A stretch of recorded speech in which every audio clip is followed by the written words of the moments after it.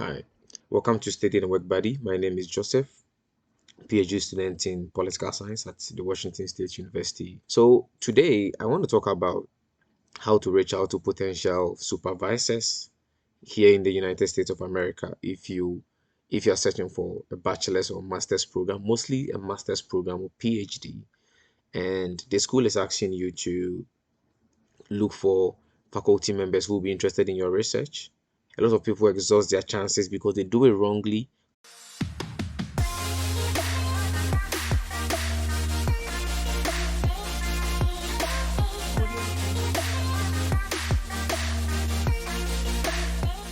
And for those who have followed this channel for quite some time, you know me to have studied my master's in Sweden. I did a master's in political science, and I've been I've been partnering with Study and Work Buddy for some time now.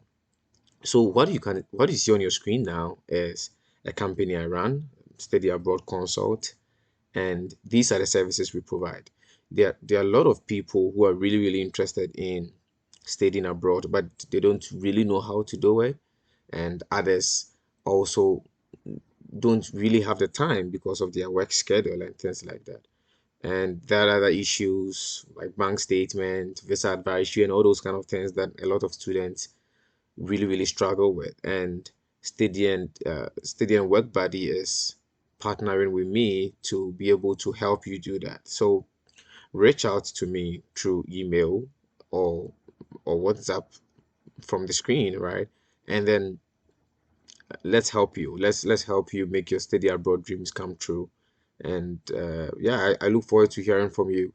So today I want to talk about how to reach out to potential supervisors here in the United States of America if you're searching for a bachelor's or master's program, mostly a master's program or PhD, and the school is asking you to look for faculty members who will be interested in your research before you can get admitted into the program.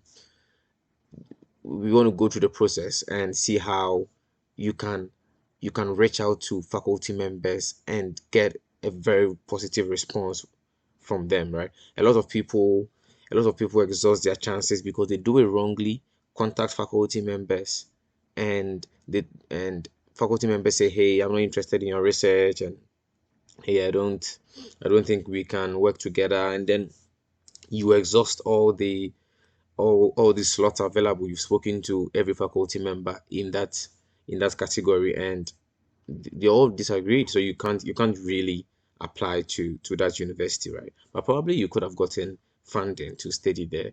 So let's go through the process. And this I'm going to use an example from public administration, but you can basically use the technique for every program that you're applying for, right?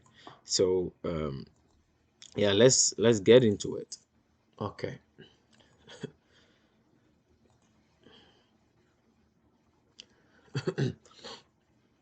So I want to use an example for from the University of Idaho.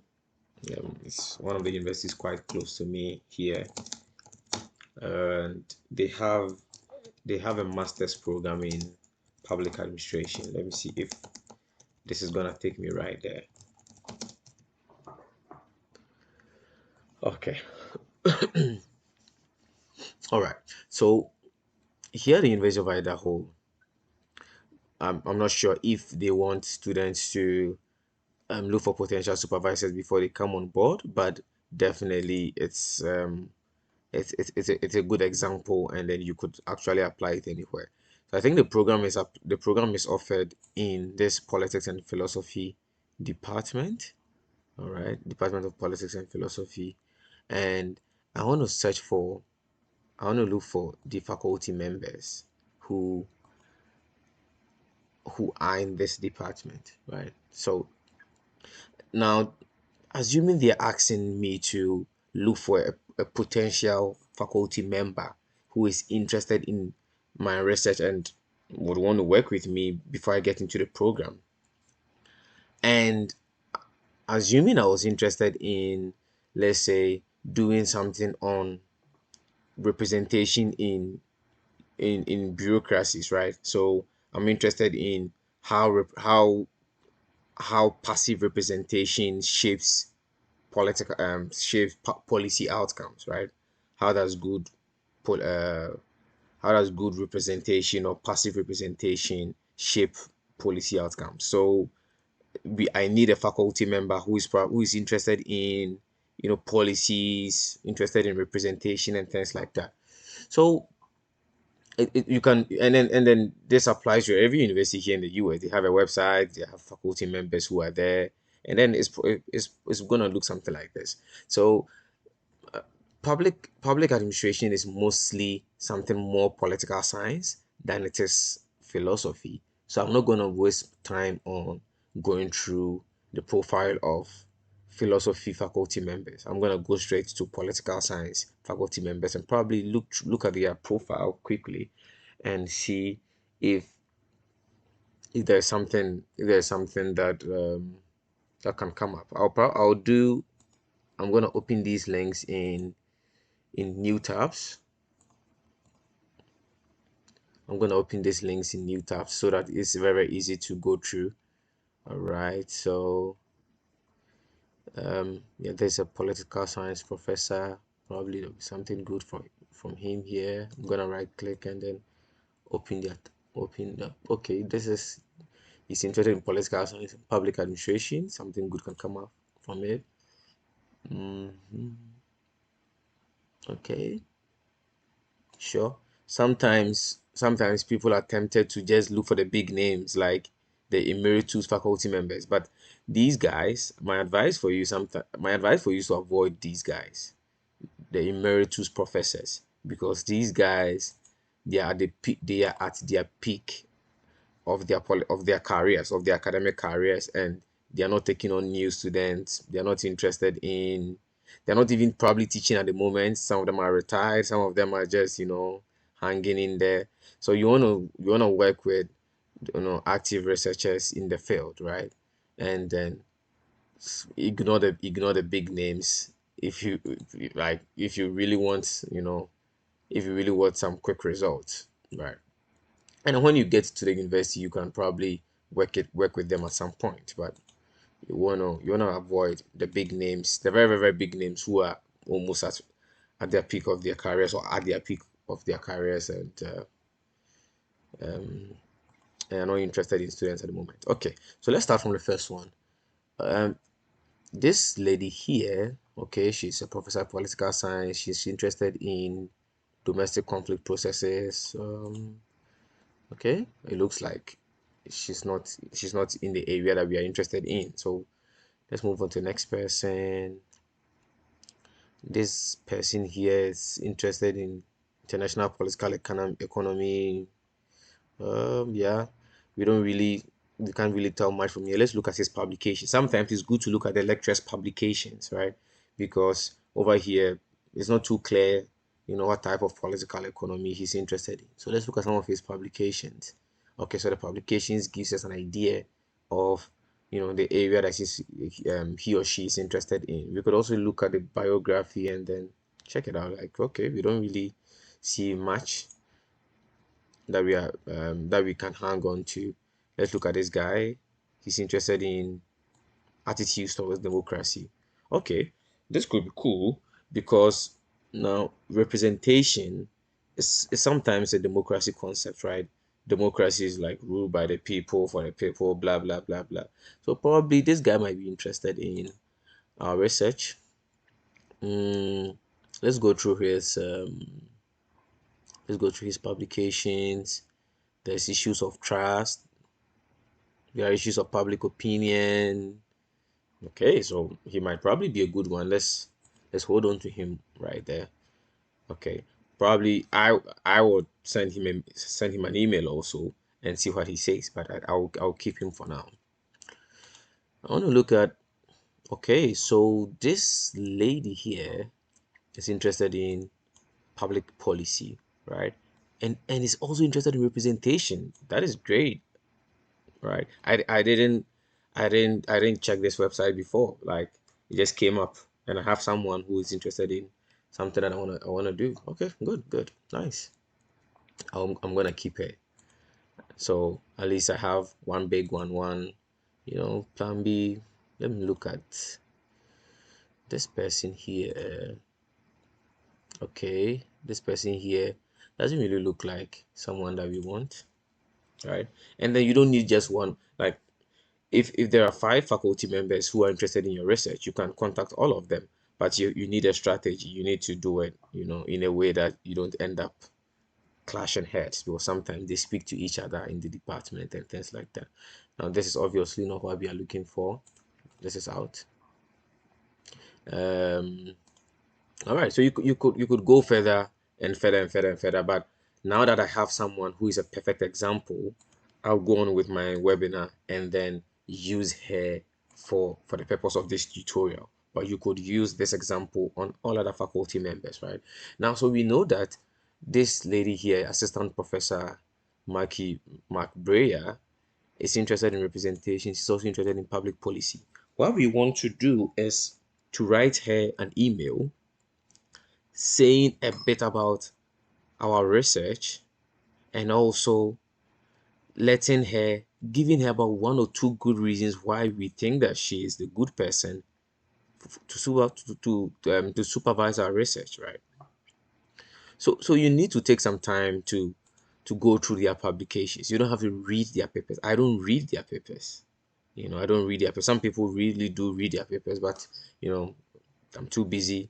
I don't want to read their papers. So I will just I will use this technique I'm going to show you. So these are selected publications. It doesn't have everything we want. We could look at his CV as well. Most of these professors have their CVs there. They also have private websites that um, it can give you a whole lot of things about what they are interested in and what they do and things like that, right? So you can look at those things as well. Now, where's this CV that? Okay, all right.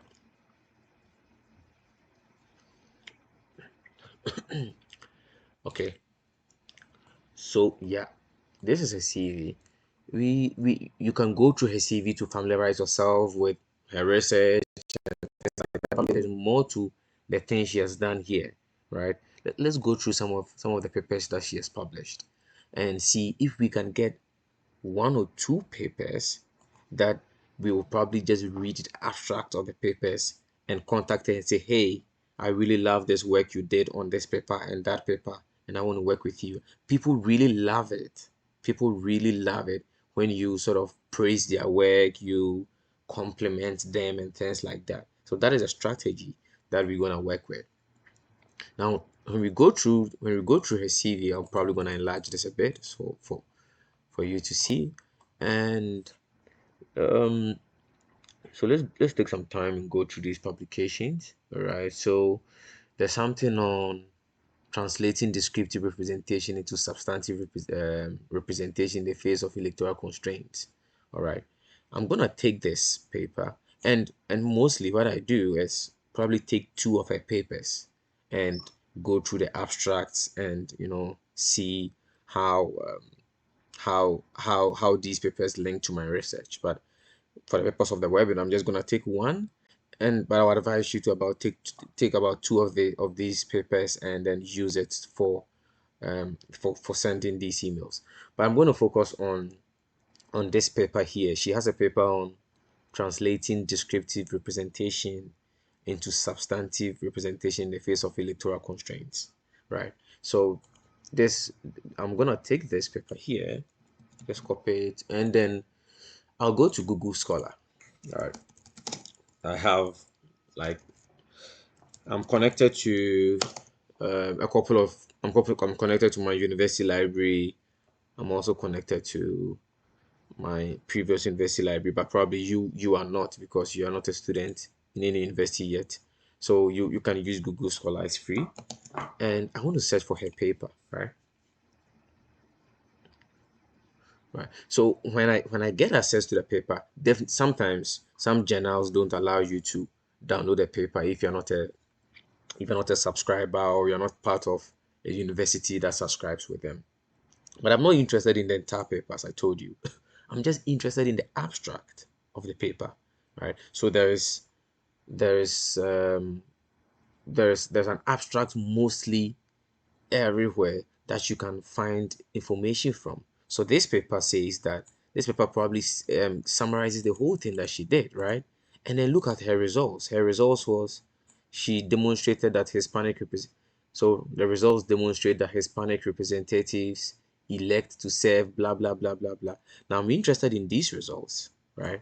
What I would do is to write an email, right? So I have this information here. What I will do is to write an email linking her paper to my research, right? Linking her paper to my research. So let's do that. I'm gonna write this email in just a normal Word document, sort of, um, and because I don't have this, and because of time constraints, I want to take you through the steps that you should go through if you're writing this email. I think the first thing, I think that I think you shouldn't write an email that goes beyond 15 sentences, right? I wouldn't advise you to do that because these people are busy people. They might not read, right? So how about an email that overall at most should have like 15 sentences? It shouldn't have more than 3 paragraphs, right? And the first paragraph, the first paragraph can talk about, the first paragraph can introduce you briefly, right?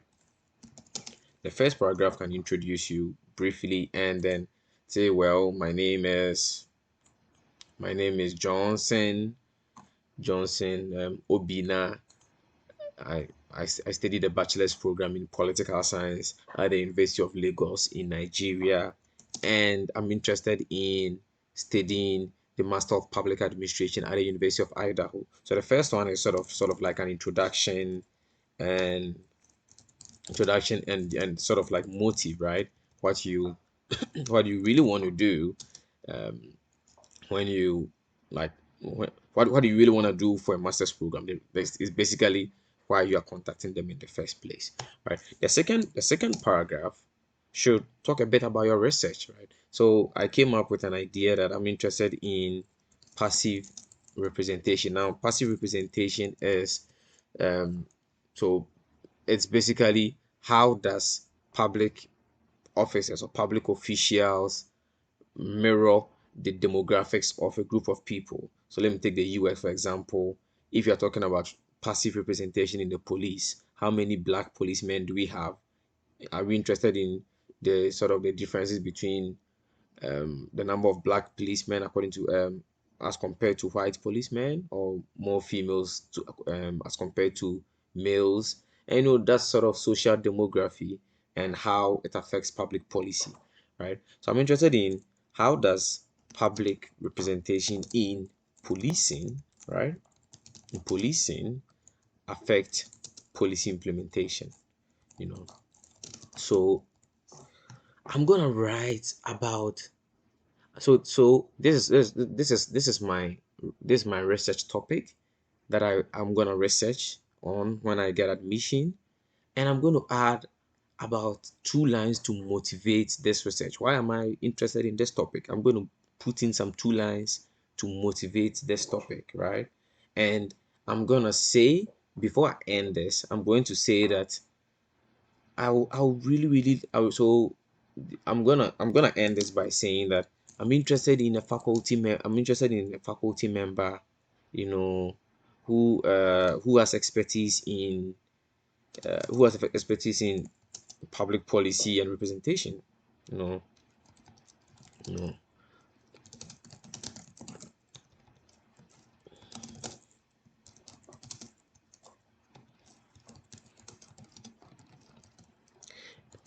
right? So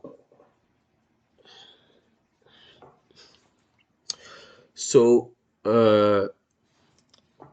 on my last in my last paragraph, right? And this will be the paragraph before I just conclude briefly. So you have 3 paragraphs and then a short conclusion. In my 3 paragraphs, I will just go ahead and say, I I am I was, like, you can say you're really fascinated, you know, fascinated. Okay, it's too much, like too much sugar coating. Let me say I am I am fascinated about your findings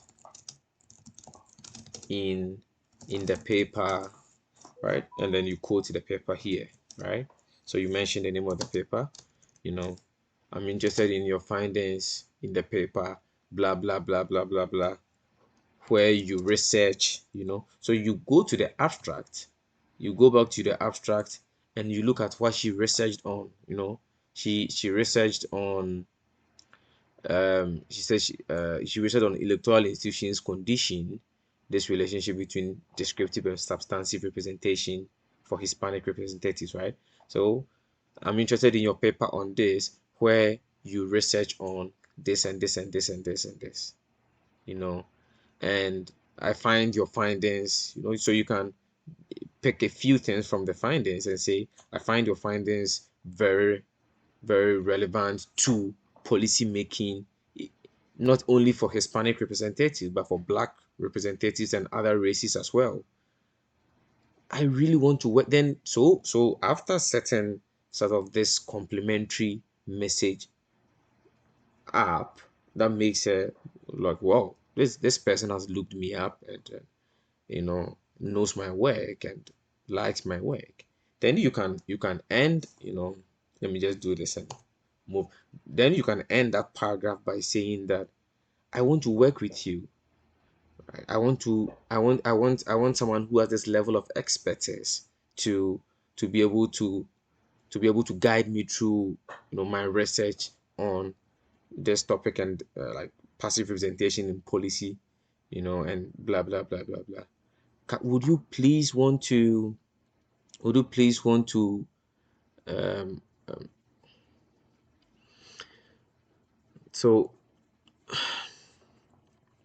after you set this complementary stage, you know, about what you really want from her, then you can go straight to saying, I want I want to work with a faculty member who has this level of expertise and works in this area. Would you be willing to work with me? Can I please cite you as my potential supervisor? Would you please be willing to meet me via Zoom if you prefer, so I can explain much about my research? Some of them will say, yeah, let's meet via Zoom and talk more about your research. Others will say, well, I'm interested in your research and you can cite me as a potential supervisor. I hope you get the admission and then we can work together. So either they will probably call for a meeting or some of them would agree outrightly that they're going to work with you. But this strategy works. Is it like 100% guaranteed? Obviously, no, because some faculty members definitely have the criteria you want. You did what I'm asking you to do, but they are probably not interested in having new students in the next academic year, or they are going on sabbatical leave, or some well, probably, or they are just not available to supervise, right? But for those who are available to supervise, this strategy would work for you. You know, don't contact faculty members without actually going through their research. You know, don't contact faculty members without actually going through their research and finding out what they do and what are some of their findings or their publications that relate to what your proposed research is, right? And if you are contacting more than one faculty member, you should do this for each of them. Do I advise that people contact faculty members at the same time? No, I don't think so. But you could do it like, let's say on Monday you can contact one faculty member and wait till maybe Wednesday if she replies you or not. If she doesn't, you can contact another person on Wednesday and then, you know, wait like a day or two to see if they reply you or not. Sometimes it doesn't hurt to have two people, right? In your statement of purpose, you can cite two people and say, I'll be working with this person and this person, or I propose. I propose, like, because it, like, you can't be sure, but you propose that you work with this and this, or this faculty member and this faculty member have agreed to work with me So you can sometimes two people who have agreed to work with you, it's also fine. But you don't want to contact five people at the same time and then they all say they'll work with you, and now you don't know how to get rid of some of them. And also you don't want a situation whereby they're probably going to talk to each other in the department and then they realize that sort of this is this is something that you've sent to all of them, and it might not be good for the relationship starting off. So don't be in a rush, and then also don't be too slow. So just give them a couple of a day or two. If they don't respond, you can add one or two other faculty members to it and test the system and see. But you don't contact faculty members until you have done the research and then found out how their work relates to yours. All right. I wish you all the best. Don't forget to subscribe to Steady and Work Buddy, and then don't forget to send me an email or send me a WhatsApp message if you need help with school applications and everything else that is listed in our services here on Steady Abroad Consult. Thanks, and then catch you up again later. Bye.